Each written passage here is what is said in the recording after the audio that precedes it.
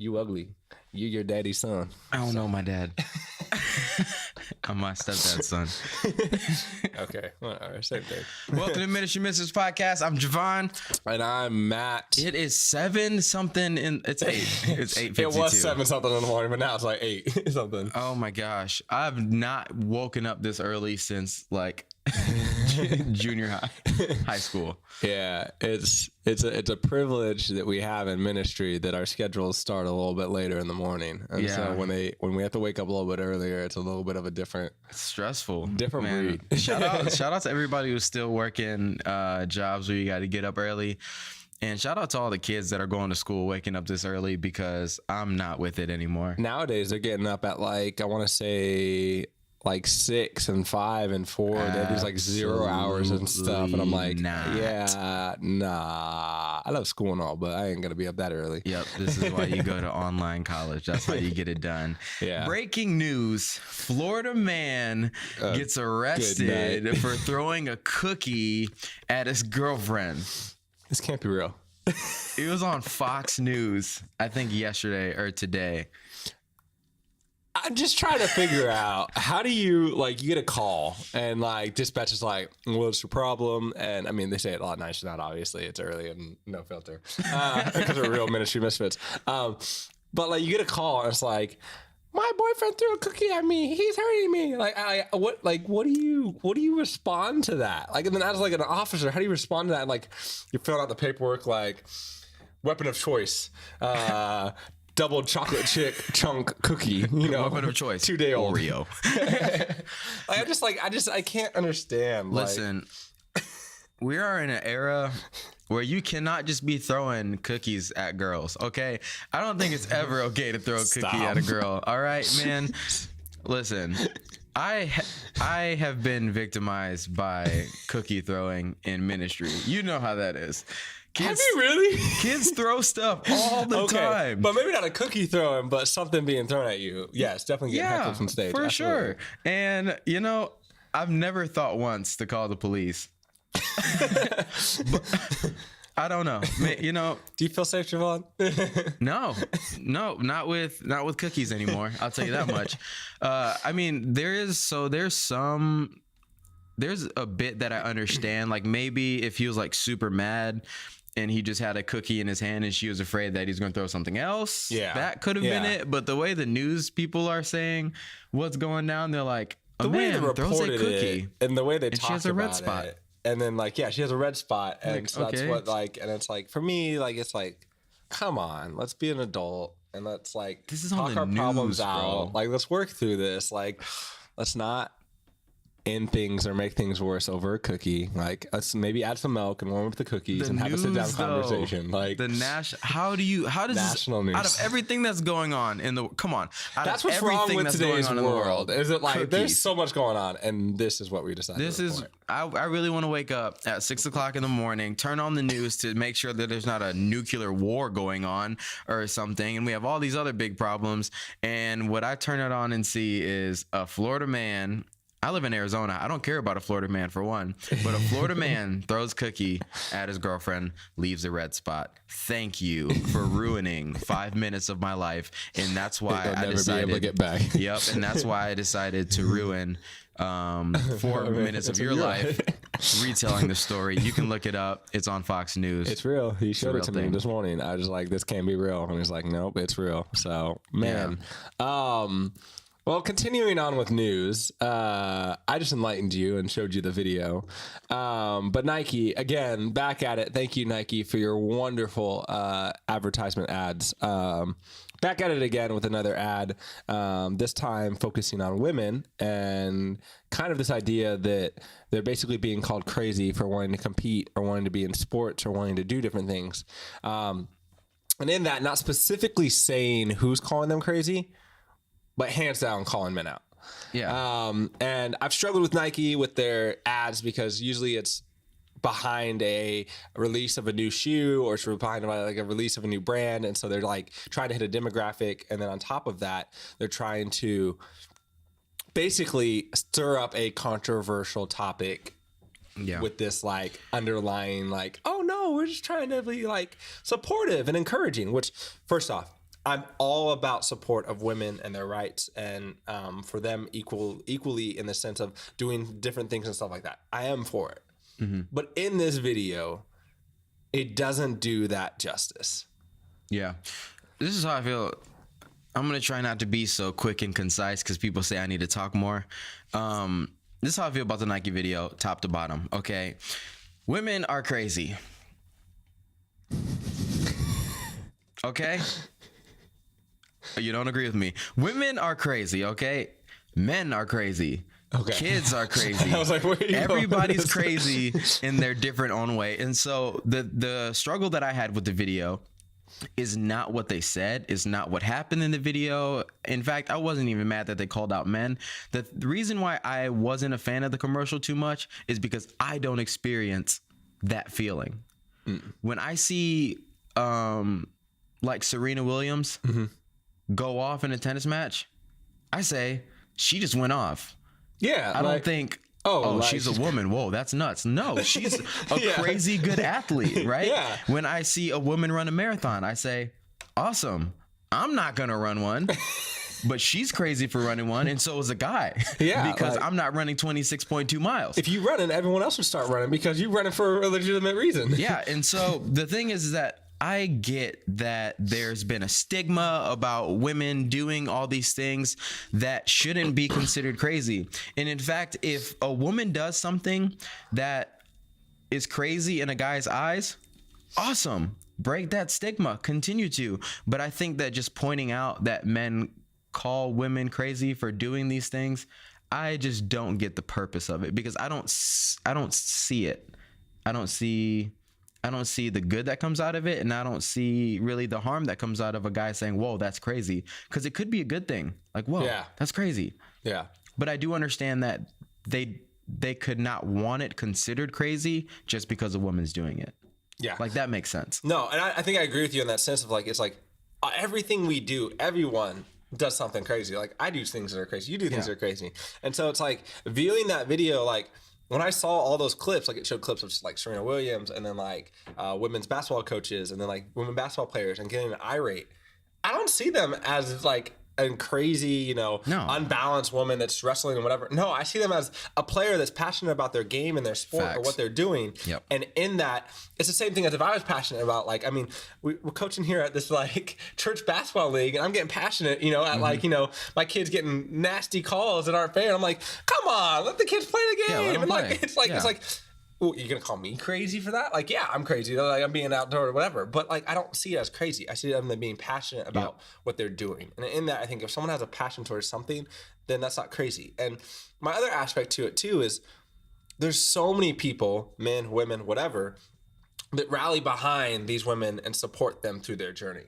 And so that's for my hard part, my hard standpoint behind it is that you have parents and you have adults and you have boyfriends and spouses and different people that are rallying behind these people that are uplifting them, as well as like individuals that were encouraging them along their journey and supporting them along their journey.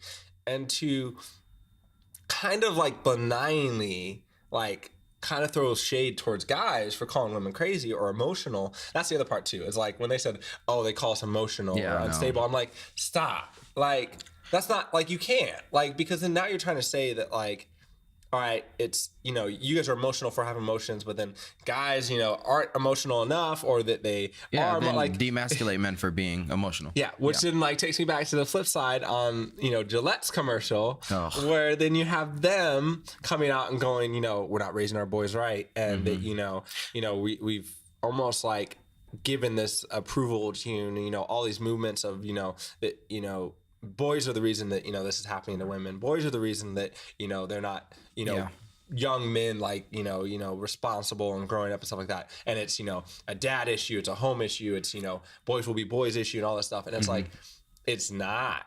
And like, and then for Gillette, partially could be in some cases, yeah. Some of it's, because a lot of males, there are that stigma that don't have that role model figure in their life. Yep. And that's part of it too. But then to like throw that there, and then as Gillette come out and then idolize women and put them in, blue spandex with Gillette across their butt, and then it's like, how are you helping that case? Like you're not idolizing, but you're putting women in this like negative highlight light, you know, and sexualizing them based on, you know, the outfits you're choosing them to wear. And it's like, it's double standard here. Like, guys, like, come on. Like, I don't, you know, at the end of the day, I don't think any woman, like getting back to the Nikes, I don't think any woman should be considered crazy for being passionate about anything. If you're a woman coach, go and coach. Like, it doesn't make a difference whether you're a woman or not coaching a male team, in my opinion. And I do understand that there are some people who think differently, just as the same way as I would say that a lot of black people have the same amount of opportunities as white people, even though I know that there are other black people that are marginalized. It's just that you can't say that all black people are still oppressed, because they're not all still oppressed. Same thing with women. Not all women are still oppressed in every job. I will admit that there are jobs where the wage gap does exist. The things do exist, but it's not in every single place. Like, I know I've worked with women that got paid more than me when I had more experience, and I understood, like, hey, this is just, that's what happens when you work for somebody who's not yourself, right? And so until we normalize the situations and say, like, hey, you know, women, you're not crazy for being passionate about something, and you are fully entitled to do any job that you want to, but we have to say the same thing to men. Men, you are fully entitled to the jobs that you want to, and that there shouldn't be a wage gap on either side. And I do understand that it is more likely that a woman is going to be treated unfairly in a job position. It is more likely that a black person, that a Mexican person, that a Muslim, the people that never get talked about, they get treated the worst in the United States. I mean, right now, the Mexicans are dealing with a lot of it because of all the policies that are going on, but the Muslims get looked at very, very roughly in the United States. Just for being here. Yeah. Like, there's nothing they did. Like, it doesn't matter what position they're in or whatever, but just for being here, there's a stigma. And the world's held them to that. And just a quick story. When I flew out to GCU for Discover, there were about 10 of us, right? Getting on the plane from Michigan, coming out here to check out the school. And we had one Muslim girl who had, I don't know what they call it, so I don't want to say the wrong thing, but the head wrap.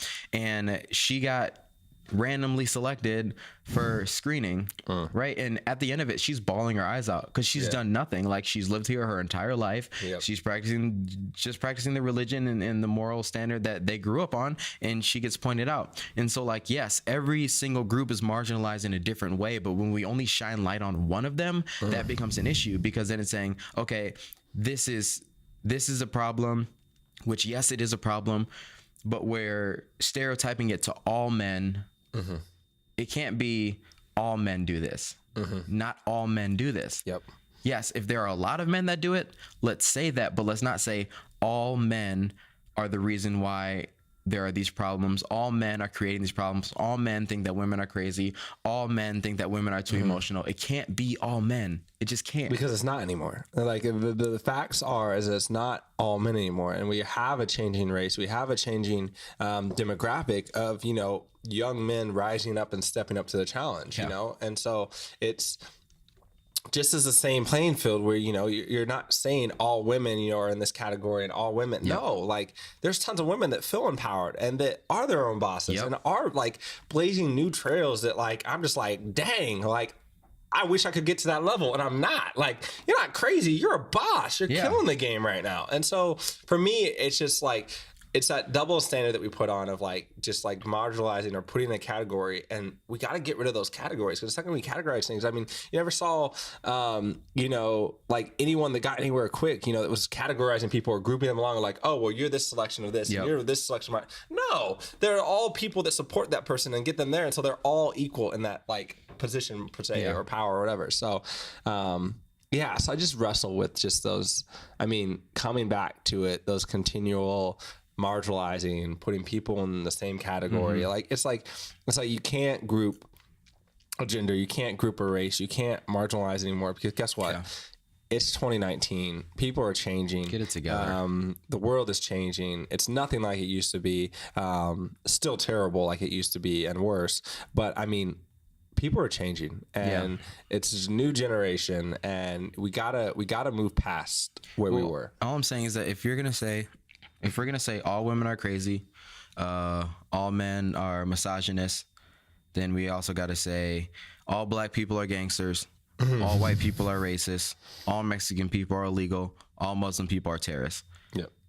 If we're going to stereotype all, think about how terrible that would be if that's how we all looked at each other. If Like, we look at really. each other like that, I mean, it wouldn't be a world of community. It wouldn't be a world of connection. It wouldn't be a world of like everyone's equal. couldn't And even you know, function. you couldn't, because then no one would go out. No one would be interacting together. I mean, young adults and ministries and churches wouldn't be having that interracial mix and that community of like diversity. Like, I mean, ultimately, like, I mean, from what I've seen in most churches, there's a diversity in a church, whether sometimes not, Hopefully. sometimes whatever, Yeah. hopefully, but there's diversity in the church. And in that, you know, with that community and with that growth, I mean, that's like, I don't walk into a church and then see color.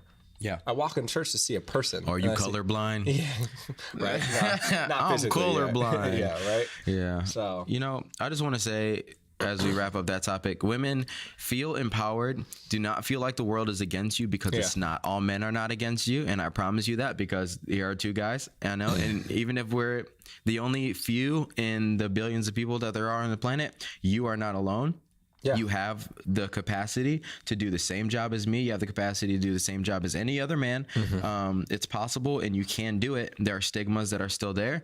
There are still men who are going to tell you that you can't do it. But at the end of the day, you do have more people behind you than are against you. It's just hard to see in such a negative culture. And I think that, to piggyback off of that a little bit more, is that the negative culture is even more and more into the news and on social media. And now you have, you know, political views are coming back. So you got, let's go ahead and talk about that while we're on the internet and news subject. Yeah, it's frustrating. You know, it feels like we go through these cycles through Facebook, and I mean, even Instagram and whatever other social media platforms you use. I mean, Twitter's probably one of the worst ones. Like, and I'm not even on Twitter. Oh, I am. I'm because you're limited to your characters, and so you got people like shortening the shade. Yeah, like you gotta can't go like off. you can't break the shade up in like this long post. Like, you're just going off, and you're shortening characters. They're one-liners where you're just mic dropping. But the struggle is I continue to see this like cycle where there's nothing for a while. Everyone's kind of kosher. Everyone's happy. Everyone's sharing, you know, baby pictures and, you know, all this good stuff. And then there's like a discussion or a topic or an issue that happens in the world, whether a policy, whether a bill, whether something political, right? Or something that's not even political, but becomes made political, an issue per se. And now you have everyone going off. Yep. And I get it. Freedom of speech, whatever. Go for it, okay? But as I would like to say, as a Christ follower, as like how like just a decent person, like a kind person. It's about to get spicy. Oh no. Go ahead. Why do you feel that like that's the platform and that's the best way to hide behind a screen and just violently attack people for their opinions and their views? Yeah, that's like, not right. I'm sorry, like that's not like, I mean, just like our conversations here, we're not violently attacking people. We're bringing up conversations and having conversations about real issues, real life stuff. Yeah. And we're just trying to spark the conversation, that it would continue, and that we as a world would come together and start having these conversations and make it more normalized to talk things out instead of just throw shade and attack people. Because ultimately, I mean, that's what we're ending up doing, is that we attack people and we offend people, and you know, that's a whole nother conversation. But then like nobody like you're in a position to, you know, encourage or love or support people or whatever, and nobody wants to even come think of you in that position anymore, because you're just going off. People don't want to have discussion anymore, is really what it comes down to, is that people just want to argue their point, but they don't want to hear the repercussion that, or what goes against it, right? It's hard for me to trust somebody who's not willing to hear the other side of a situation. We run into this issue with Christianity a lot on the internet, on the political views. It's saying, hey, if you're a Christ follower, this is the candidate that you need to follow because they believe in this, this, and this. And I'm telling you, Christians, you've really got to stop that, because one, maybe I don't agree with your theology. And what if that's a problem? And how are you going to tell me what God told me to do, right? You are not the mediator between me and God. You're just not. I don't even know you, and you're on the internet messaging me. I can't believe that you're going for that candidate that is so non-Christian. Get out of here, okay? You are not the know-all be-all. Why are you casting stones at people when you have sin yourself, when you have ideas yourself, opinions yourself, right? It's just your opinion, and we say this all the time. You're entitled to have your opinion. It's okay. You have free will. You're supposed to do all these things. It's okay. And then the second somebody disagrees with you, all hell breaks loose. It's like, no. You can have an opinion as long as it doesn't contradict mine. Yeah. Well, and the second it contradicts mine, now you've opened up the right for me to go off. And like, it's not a conversation anymore. It used to be where you could, start a conversation or start an idea and people would jump in and it'd be a conversation. It is healthy and people, would agree to disagree. And that's okay. It's okay to agree to disagree. It's okay to have your thoughts and your ideas and it not agree with someone else. Guess what? That's how God made us. Yeah. I don't look like you. Kinda. I'm not you. We're the same color. We're the same shade. Some people would be like, I can't even tell two apart. Right? That's a whole different topic. That's a whole different issue. But it's like God created me uniquely the way I am and wired me uniquely the way I am. The same way he did you. Yep. And we're not going to agree on everything. I mean, in fact, last episode, we didn't agree on everything. All right? And that's okay because guess what? It doesn't make you wrong. It doesn't make you different. It doesn't make you a sinner. No, it just means God's wired you to view things in a different perspective, in a different light. What views than right? Me. What political views right? Neither. I'm just kidding. I just want to see if you fall in that trap. Neither, because here's why. If you're, and this isn't like a theology, and this isn't me like preaching, you'd be like, oh, well, if you don't know God, but no. But if you feel called, if you feel like God has placed on your heart and guided you and leaded you to whatever decision you've made, political, not political, whatever, then okay, awesome. Even if you don't feel like God's placed on your heart, but you feel called or you feel deep down in your soul that that's what you should do, then okay, support it. Be there and be present, all right? Yeah. And it's not a place for others to come in and judge, right? Mm-hmm. And I love what you said of like, why are we picking up our stones, right? You don't see me casting stones at, you based on, your sin being different than mine and whatnot, right? And so it's the same idea of like, why would I cast a stone for you having a different idea or a different opinion than me? Yeah, if you want to write in a potato, like if you want to go to the board, whatever you guys do at the polls, I know what they are, and you write in Mr. Potato Head on every line, do it. You know why? Because you have that right. And at least you got up and did something about it. So many people don't even go and vote. And you actually took the time to actually go out. And you want to write Mr. Potato Head, Toy Story 2, whatever, Buzz Lightyear. I don't care what you write, but that you go out and you be a part of this. And we're probably going to get some hate for this because I know it's going to be like, well, guess what? I don't care because you guys don't even know who I vote for. So how can you be mad? I'm saying people have the right to vote. It's been like that for a while now. Okay? Yeah. Everybody has the right to vote. And it goes back to the idea that everyone has that purpose and everyone has that place to have a voice. In fact, while we're on it, everybody has the right to vote and everybody has the right to not vote as well.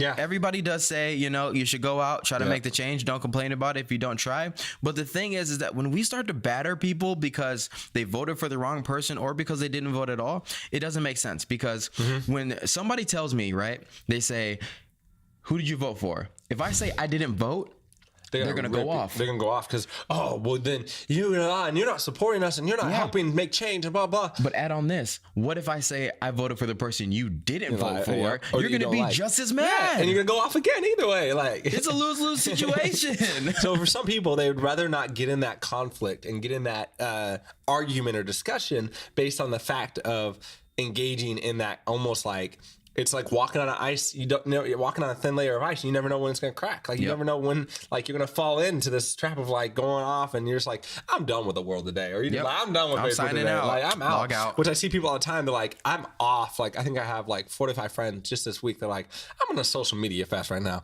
There's too much negativity and hate and just grossness, and I'm getting absorbed into it, and I don't need this right now. Like, which in all honesty, like we don't. Like it's so extra. Yeah, the negativity on the internet. That's ridiculous. Which reminds me, there's that Momo challenge thing that's going on. Which, if you're listening and you're a parent or a ministry role or whatever, and you haven't reached out to your parents or you have no clue what this is, do your research, check up on it. It's dark, it's gross, it's twisted. It's something that's surfaced in 3 different platforms in 3 different ways over the last couple years. It just goes back to how messed up this world is. What exactly is it, Javon? So from what I've gathered so far, feel free to correct me in comments if I'm wrong. But it's this person who's going in and making these videos where they seem harmless and they're attractive to kids, teens. And then about halfway through the video, this really creepy girl pops up on the screen and she walks them through steps on how to like self-harm or how to harm somebody else and like try to convince them that that's what they should do. In fact, there's also another way that they do it where there's challenges that go and they progressively get larger and larger, and it ends with either harming themselves or harming somebody else.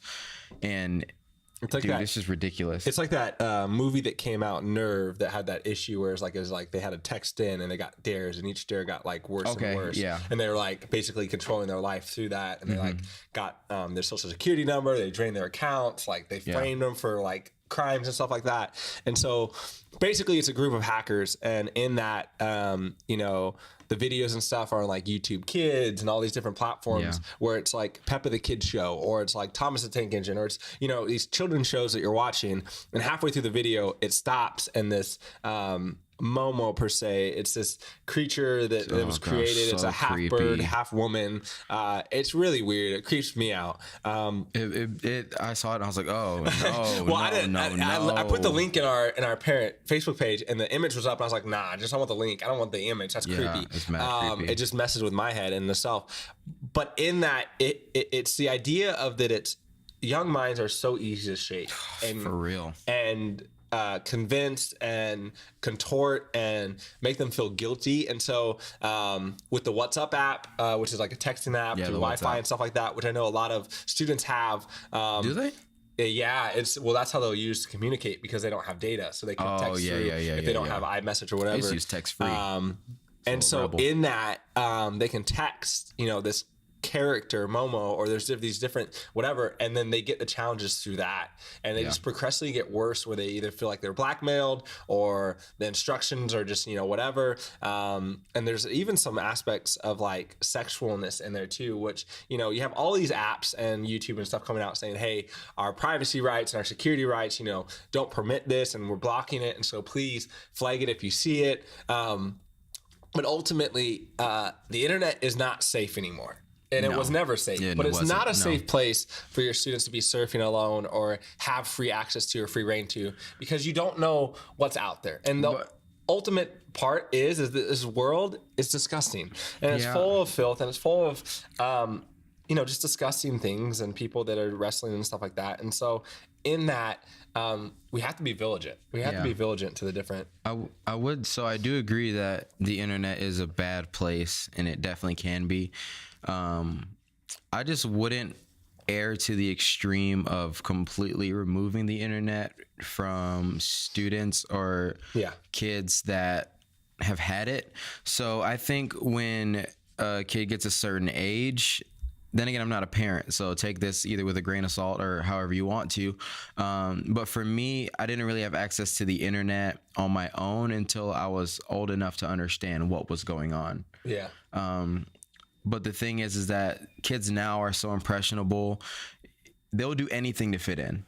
At the end of the day, if you guys remember, there was a Tide Pod challenge, and they were eating Tide Pods, and it's like, why? For what? Like, what do you get? This could kill you. Like, you get no prize other than I ate a Tide Pod, and there's a video, and it's an achievement. It's saying, hey, I did this challenge, I did this thing, and now I'm cool. And so what I fear is that even though some people might say this is a hoax, and even if it is a hoax, great, I guess. I'm glad. But it's still feeding into the anxieties of the world. It's still feeding into the feeling of, is this a real thing, or should I be afraid of this? It's still feeding into that culture. And what I fear is that these students are going to get that same feeling of the sense of accomplishment that they got from the Tide Pods, and that they're going to go through with these things. Yeah. Well, and as they do each challenge, they're going to feel like hey, I did 3 challenges with Momo or whatever. And it's like, what did you do? Yeah. It becomes a competition between them. And, the hard part about that is it becomes something where it's not easy to stop. Yeah. Cause it's just like the next thing. And there's so many next things until it gets to that point where it crosses the line. Yeah. And, at that point it's too late. And I think the worst part about it all is that this Momo thing is going to die. Yep. Like it's going to disappear, but another thing is going to come. Yeah. And it's going to keep popping up. And I have, when I sent this out, I had a couple parents email back to me and say, thanks for the update. This is what we do. If you want to share this on your parent page and such. And I had a few parents go like, our kids check their phones in at night. They're unlocked, or they may have a lock on it, but we know the password to it. Yeah. And, that they, will go through, and again, privacy, and I'm not a parent. And again, grain of salt, whatever you'd like. But from a ministry perspective, these parents that will, check their kids' phones to make sure they're all right. And they don't tell them like, hey, I'm like snooping through all your stuff. And like, they literally will trust their kids. Yeah. But there's an aspect and a level of being present, especially if your kids nowadays, like I didn't have my first smartphone and access to the internet until I was, I want to say 16. Okay, yeah. And so in that, like nowadays, kids are getting phones at 5th and 6th grade, first Even and second young, grade, kindergarten, and they're walking around with these iPhones, and they have access to everything in their hands. Yeah.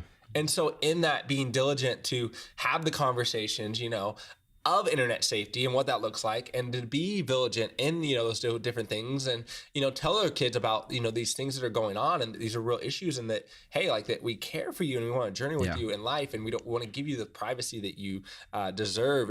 But in that, you got to give that trust, that that you're being diligent and that you're not going to be a part of these different things. And, it's crazy because like you said, leading to the anxiety, depression, and the suicide rates. I mean, number one, at least out here in the East Valley, I've seen that just last year, I mean, there was close to 21 students within like the first 4 to 5 months of last year either committed suicide, attempted, or struggling in some aspect. Those are the reported ones. And those are the reported ones. Yeah. And so, I mean, just the impact that has on students and kids around there, and this idea that that's the next direction and that's the option. And I think we're going to have a video where we're going to talk about suicide a little bit more in depth and have that conversation. No doubt. But it's this issue of the anxiety and depression have become real. It's almost a crutch, or it's a crippler to our life now. Yeah, I think that it's always been a thing. I think that it's just now being accepted as a normal thing. People over time have not said that anxieties and depressions was real. In general, you meet a lot of older people who say, well, when I was a kid, I never experienced depression and anxiety, and I had it a lot worse than these kids have it. But you have to realize that they didn't grow up the same way as you, and what's big to them might seem really small to you. But let's not focus on the fact that it's small to you. Focus on that it's big to them. I had a student who would lose his phone and flip out. And to me, I'm like, dude, you just lost your phone. But I knew that there had to be something bigger. And when I talked to him, he's like, yeah, it's not that I lost the phone. It's just that I feel like I'm not safe if I don't have a way to call somebody. And so these anxieties are real. This depression is real. And the longer the stigma stands around it, where people are saying that it's not a real thing, or people are overreacting, or they're being emotional, the longer these kids are going to hold it in. And then when something like this pops up and they're already feeling suicidal, and they have, Momo says I should just kill myself. I already thought about it before. Why not just do it now? And now I know how to do it too. Because that's the other part too, is that it's giving them the instructions or the means or the ways to actually do it. A lot of students will think about suicide but not have the means and whatever that looks like. And this is giving them with everyday household objects, with whatever's around their house, how to do it and physically make it happen. And so when you're tips and pointers, it's disgusting. And when you're in that dark place, like when you're in a dark place of just struggling and lost and you don't feel like you have anything and you just got so much happening and that's like what you're thinking is the only option, that stuff makes sense in that moment. And it's just like, well, I mean, no one will miss me. No one will know. No one. And it's so gross and contortive, and especially in these young minds, it's so easy to shape. Yeah, I think that we need to be talking about suicide, depression, anxiety. We need to be talking about internet safety and all these things, but not in a way that's where we're waiting for something bad to happen. Because at the end of the day, with most parents that I encounter, whenever I want to talk about these things, well, that's not my kid. My kid would never do. My kid would never do that. And I understand. You know your kids a lot better than I do. Yeah. But at the end of the day, I understand that everybody has feelings. Everybody goes through things, and the things that these kids are going through right now, not only these kids but these young adults, are going through right now, this suicidal feelings, the self-harm, the depression, the anxiety, all those things are real and are active in their lives right now. And if you don't understand them, you can't really relate to them. And I was talking to my friend on the phone about that the other day. I was like, depression is something that you can't really talk about unless you have felt it. And we're going to have to do an entire episode on all three of those things. But what steps would you take to help just people deal with things like the Momo challenge now and those feelings? I think it goes back to just being present in your child or student, their life, being aware of, what they're going through, the simple of like, how's your day has gotten to, oh, okay. And then we just brush it off and they go to their room and whatever. And we don't like connect, correct me if I'm wrong, parents, please. But, you're wrong. I'm just kidding. What I've seen from students just coming on campuses and being a part of different things is that there hasn't been that space for them to share or be vulnerable. Yeah. And like the spaces that are created for that, that happen sometimes where it's like the extreme or like these crazy winter camp moments or these crazy camp moments or these like intense like worship moment nights, whatever, where they just like break down because like they're like I feel free. Like I feel I can be finally here. letting it all out. Finally letting it out. And so being able, as a parent, as a leader, whatever role you're in, creating a space for students to come and feel like they can share and open up. For sure. And I have students all the time that will come up to me. They're like, I don't want to talk about it, but I just want to be here. And it's like that for me says that, hey, they're wrestling with something, but being here is comforting and a space that they feel like they can be and be accepted and navigate through what they're going through. Yeah. And so really just creating a space for them, being there. I mean, just having conversations with your students, like they really ultimately, there's a lot of interesting things that are going on in their life and what they're thinking about and what they're processing. And some of these students blow my mind away with how smart or intellectually they're processing things or thinking about,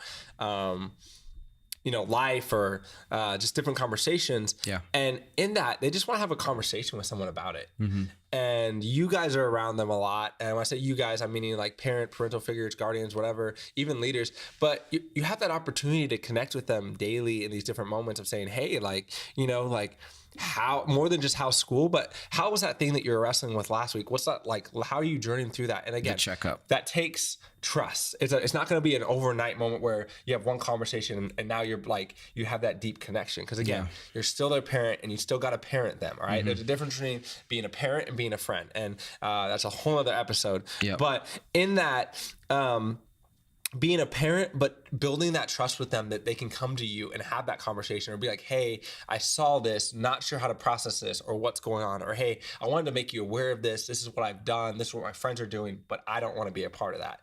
Yeah. Because I've seen so many students do that well. The parents and students have made that bond and they come to their parents and they're like, hey, so-and-so showed me that, which is funny. I got an email one time from a parent and it freaked me out. They're like, hey, what's happening in your youth group? I'm like, oh no, like what happened? That's literally the worst tagline you can read is, did you say this?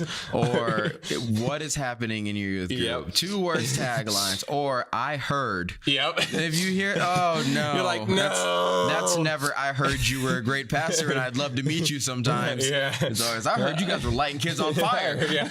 No, it was for Jesus. No. But, and I'm like, oh geez, where is this going? And the parent just wanted to let me know that like another student had shared a YouTube video that, you know, it was like a joke thing and stuff like that, but it went into like some inappropriate joke content showing some things or just some inappropriate jokes.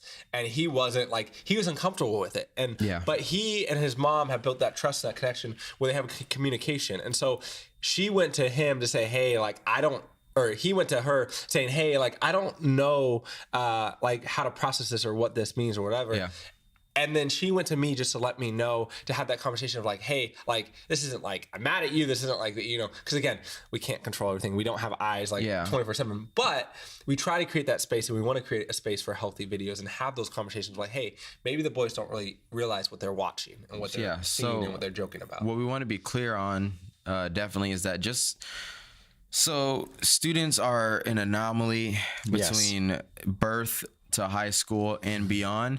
We don't want to say that students, if they don't talk to their parents, then it's a parent problem. Nope. It could easily just be an introverted thing or anything like that. I guess the only thing I really would want to add to that is intention. Oh gosh, and it's so early. Being intentional is so huge, is because whenever I have a conversation with students, it's so easy to just be like, hey, how you doing? Good, great, awesome, bye. But being intentional, being like, hey, how's life? How is this going? How is school going? How was class? Do you like your teachers? How are your friend groups? Are your friends encouraging you? Giving them the examples of things to talk about, because we're so okay in this fast-paced culture to say, hey, if this conversation was that quick, awesome. But unless we actually dig deeper into their minds, and they're not going to tell you much. We have that thing all the time where parents are like, well, I asked my kid how church is going, and they said good, so I said go. Like, what did they learn? What are they getting out of it? Until you know that stuff, you don't really know what's going on. And I think kids are just so quick to just give that quick yes or no answer. They're so used to the text back and forth, LOL, okay, cool, bye, see you then. It's like so fast. Culture goes so fast over and over and over again. It doesn't have to open up emotion. You know, they don't have to go in deep. It doesn't have to bring up memories or interactions or moments. And so in that, they're not having to go like, oh, you really care about this, and like, well, I mean, it's all right, and it just unravels things. The second you break down those barriers of the surface questions, it unravels, you know, more about their life. And in that, you know, it just opens up that opportunity for better connection. And this isn't like a parent thing. This isn't just a student thing. There's so many anomalies. It's life. And so in that, being able to navigate that and journey through that, and just really just be better and present at that. And I have a student right now who's just like, I'm wrestling through some stuff, and she'll show up, and she tries to get out with a, hey, you know, like, how was your day? And she'll be like, good. And I'm like, no. I'm like, come on, like, what happened today? Like, what was at lunch? Like, what was like a moment today that you felt like it was fun? And you know, and it breaks down those boundaries of like, hey, I want you to know that I care. I really do care about you, and I really do care feel that too. About what you're going through and where you're at. And so I want to let you know that I'm here. I care about you. And, you know, if you ever need anything, just let me know. Yeah. Well, that's a lot that we can cover. If you guys want to hear more talk on suicide, depression, anxiety, let us know. We are more than excited to have those conversations, and we'll bring some people on to share their story. Every day you are adding to your story. And I'm so thankful that today Matt gets to add oh my gosh, a beautiful that was your piece transition. Of life to his story. So cheesy.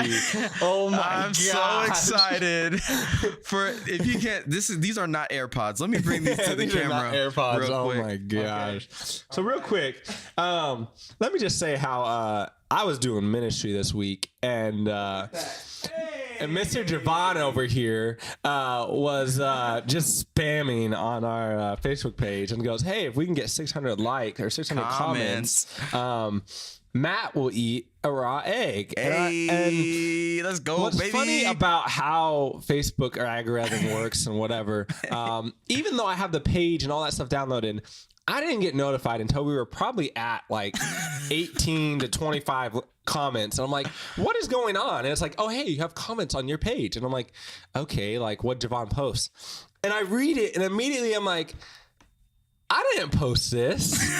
I'm like, what's going on? Yo, so many good comments. And shout out to my girl up in Prescott. I probably said that wrong. They're gonna hate me. Prescott. Oh my gosh, bro, what are you? John's gonna call me out. I'm gonna text message from him. But Morgan Ingersoll up there, just like killing the game. Yes, with the facts, with all the random For facts. real, I learned so much from those comments. There was so much that I was just like, wow, like this is good. Like I want you to read some in a minute. Yeah.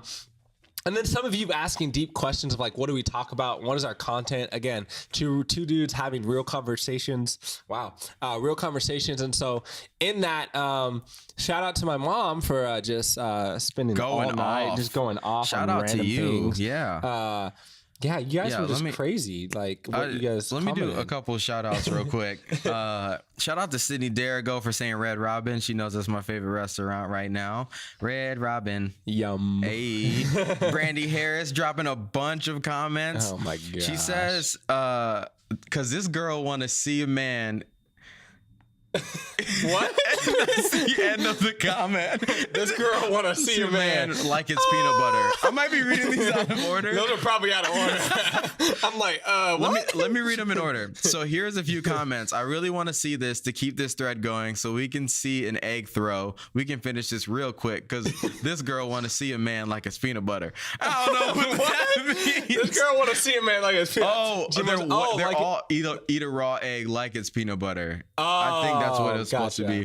We got Alex over here from Coffee Shop. I thought you were about to say where he works. No. Coffee Shop, Ministries podcast. Just doing a bunch of shout out to emojis. Alyssa Taylor. Says she needs to check out this podcast. Yes, you do. And you'll probably let me know that you've seen it after you hear me saying your name. There's one super special shout out I want to give. Let me find the name so I don't say it wrong. Kevin Ham. Constant support. Dude, he's been here from the beginning. A whole month ago from today. Yeah. Oh, which side note, happy birthday. Happy 1 month anniversary. Happy birthday. Happy birthday. I don't know what's going on. Baby shark to you. Baby. Wait. All right, so happy birthday. Happy birthday. No, you ain't getting out of this. I see what you're trying to do. You're trying to run the timeout. I will turn your mic off. I will cut your mic off. So he's gonna eat this just straight up with the shell. Bro, you keep adding stuff. This is nonsense. I'm just Give kidding. me the egg. He's over here like, before we start, he's like, let me warm that up for you. I don't want a warm egg. That's disgusting. This man's scared it's gonna hatch. I'm not gonna fertilize it. Scared it's gonna hatch. I ain't scared it's gonna do nothing. Come on, man. Go ahead. No. By the way, be ready for what Javon's gonna do on our next podcast. It's gonna be great. To keep the integrity of our podcast, we don't want to do many pranks, so this will be the last one that we do for the very unforeseeable future. You about to break it into there? I mean, how else am I drink Just it? put it in your mouth. I'll try to like punch it, put a whole punch This man is about to shotgun an egg. Boy, I can tell you. Alright. Oh, that's gonna be the slow drip, bro. I'm not gonna slow drip this nonsense. Hope my key ain't got like garbage. You can't get. Lord, this is gonna be gross. Slimy! I'm gonna so throw up. I don't have anything to drink after this. Gotta drink my tea. Gosh, Lord Jesus, He's out of tea. Oh no. You Heavenly Father, this egg's warm. I'm gonna get poisoning off of this, guys. If I die after this, shout out to the next guy who's gonna come and do coffee shop. Come do Ministry Misfits. Yeah, I already got some backups. Damn! he's like, I'm about ready to replace you. He's like, you're funny and all, but y'all see that? There's like goop. Oh no. All right, sweet baby Jesus, 10-pound, 8-ounce baby Jesus, would you just bless 10-pound, 8-ounce to my body? What? In the nourishment of your Heavenly Father. Lord, would you just provide and open up the heavens when this egg goes down my esophagus into my belly? In your holy precious name, amen. I can see it now. Somebody's gonna be like, Matthew faked a prayer. No, that was real. That was a straight prayer. If you, it's not about how you pray; it's who you pray to and what it looks like. Okay, so man, if you don't just eat this egg so we can cut off this podcast. Oh. Ooh, look like soap at the bottom. A little bubble. Go ahead. I can't believe you're about to eat this. I You can't. put it on Facebook. I can't not do it. You Like, should have wanted to shoot the podcast yesterday. We could have avoided all this. Oh. oh. Oh. Oh. Oh, the yolk wouldn't come out. So gross. You gotta finish it. I know. Look at that. It looks like a booger. This is so gross. Sorry for whoever's listening. Just go for it. Yeah, you're got listening. What the heck are you listening to? Oh.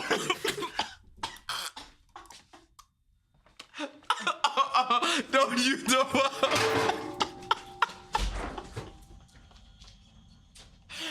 Thank you for watching Ministry Misfits podcast. I'm Javon. That was Matt Richardson. We'll see y'all next week, next Thursday. Like us on iTunes. Give us a review. Listen to us on Spotify. Subscribe to us on YouTube. I am literally crying. Thank you. Goodbye.